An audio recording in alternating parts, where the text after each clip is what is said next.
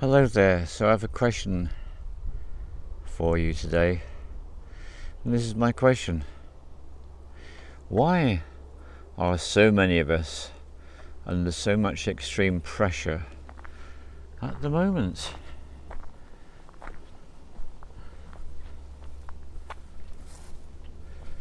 So it's time for me to step out of my little pressure cooker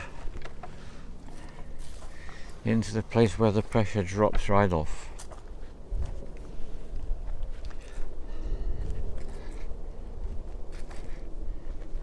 I'm no stranger to unusual situations and circumstances, and this one is a particularly bizarre combination to do with moving house. And apparently, number one stress in a human's life is death of spouse, and number two is moving house. I'm sure that's not based on samples of people living in war-torn countries. It's obviously a bit of a first world definition. Well, and here's the sound of some pressure from helicopter blades above me. Totally appropriate.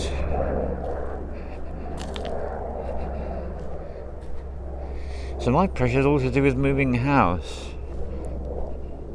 Well, at least that's the biggest one. And for me, it's been going on since last year when I stopped composting and started to give my vegetable waste to the council to dispose of, something I really didn't like to do. But I knew I was moving house this year, so I knew it would be very unhelpful to have 2 compost bins full of decaying vegetables. So there weren't any. It was just garden stuff that was decaying and relatively easy to dispose of as a result. Oh, and I'm looking at the leaves falling off the trees. It's not even the middle of August yet. And our environmental pressure is it's very dry.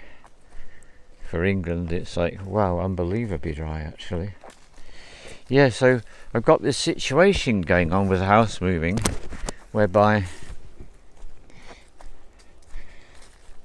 I need to wait, and I'm the last in the list, so to speak. So my daughter moves out of her house, then I move out of my house into her house, but none of that can happen until her house, her new one, is ready for her to move into, and we've been at this for now 2 weeks. 2 weeks have gone by. 13 trips to tip for me, and various other bits and pieces. I haven't done as much as I thought I'd be asked to do, but being very grateful to do what I can do. But it means it's been going on for a very long time, and it's going to go on for a while longer yet, and it has all sorts of implications. It means I can't get on with promoting the work that I love to do with people, because if a load of people were to inundate me saying they all wanted to do shamanic training right now, I wouldn't be able to accommodate them. So it is all the way it's meant to be. I can feel that, and yet I can feel that sense of being in a pressure cooker, of not creating the income which gives me the sense of security and the great enjoyment of about doing what I love and loving what I do. And instead I'm faced with the contents of this cupboard or that shelf or this attic. Right, what do you do with this? What do you do with that? And I've noticed when it comes to something like that, it's best to kind of go with the flow with it. So yesterday I wasn't able to do any of that at all until early evening, and suddenly my whole set of consciousness changed, and I felt like, yeah, I can do it, right, let's get on. And I managed to get rid of loads of stuff and got loads of stuff packed up, and it felt really good. And this morning I was going to continue, and I just looked at this pile of stuff that I got out ready to organise and sort out, and it's like, no, just couldn't do it. So that's my little journey at the moment. Moving house, getting rid, doing my best always to repurpose, not just take the tip wherever possible. And so my question is, what's yours? What's going on for you? Do you find yourself in some kind of fairly impossible situation where this is happening and that's happening and you can't do this and you can't do that, because I know so many people for whom this is the case.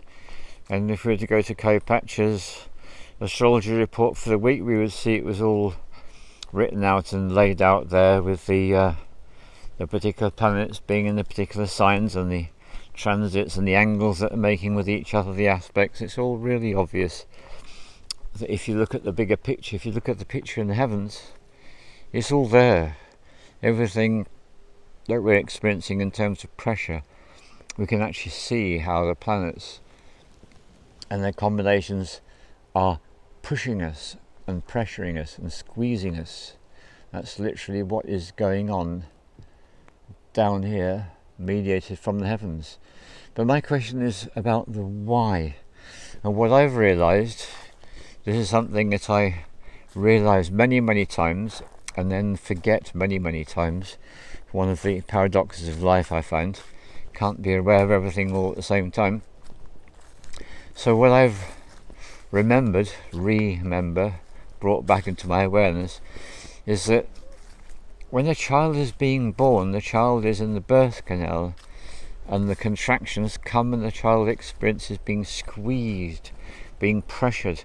We are actually all born under the pressure from the contractions of the mother who's giving birth. That's how we begin our existence here. It begins as pressure, and at times that can feel pretty unbearable to that emerging baby. And what's going on with us is we are in our awakening times. So just as much as we required pressure to physically be born, we require pressure to spiritually be reborn, be reawakened. And I can see with myself, it's a classic thing, people with extreme trauma, one of the obvious indicators, they're going to have issues with stuff. They're going to tend to accumulate too much stuff, and they're going to tend to find it far more difficult to get rid of stuff than people who haven't been through extreme trauma. It's just something that you notice.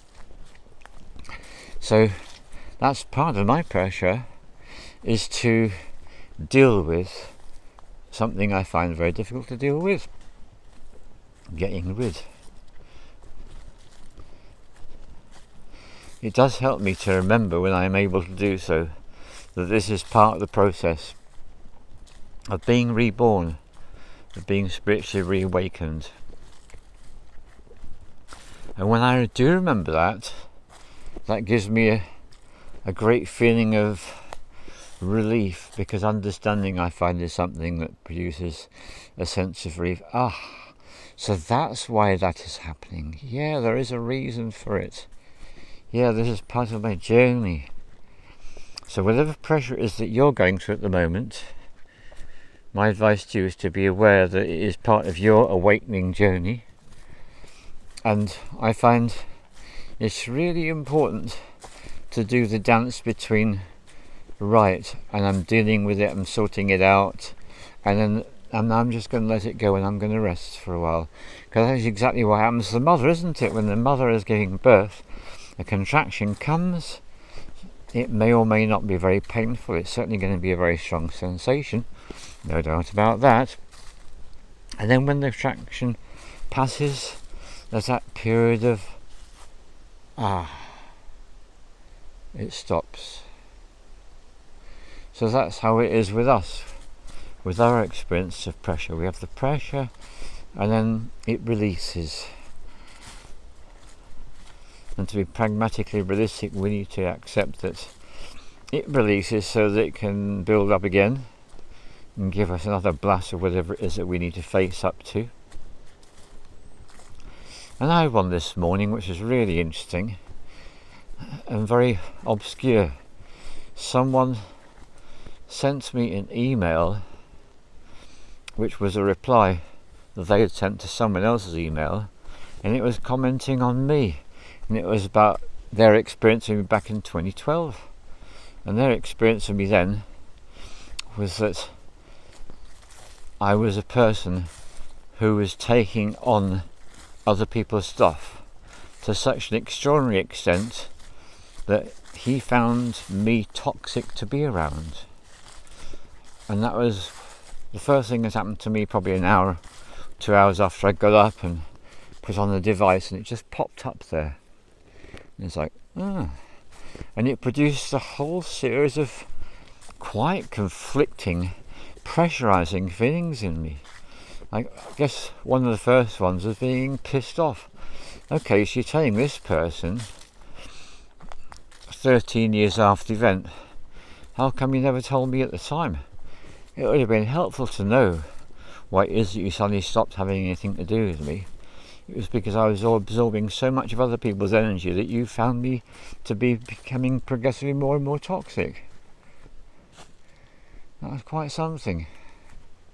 So I definitely experienced that as a pressure this morning, because I suddenly felt pressurized to consider that and to realize that conflicting things are being brought up. Because the other thing was kind of a sense of relief, and okay, so this person's chosen to wait 13 years, but they're communicating it to me now in a rather strange backhanded manner, because it's not coming directly to me, it's a comment made to someone else which they're linking me into. And yet ultimately, what a helpful comment, because it made me realise that that thing which I am aware of so fleetingly at odd times, and particularly on retreats where I've been taking in other people's negative energies, it's not an easy thing to do, and it is part of my journey. If I do that, and it's part of the people's journey for whom I do it, I'm taking on their negative energy. They don't have to carry it anymore. And yet, that particular person found the result of that to be so toxic they had to let go of the friendship. So, yeah, I might take a little more time to contemplate that and to realise a lot of feelings gets brought up about all that. So there you go, I've reached the end of this part of the Ivy Thornwood walk, and it's time to cross over the gate and say goodbye to you and all the love to you, and reiterate my question to you, which is, what impossible situations are you finding yourself in these days? What is it that you feel particularly under pressure about? Love to hear from you. All love to you.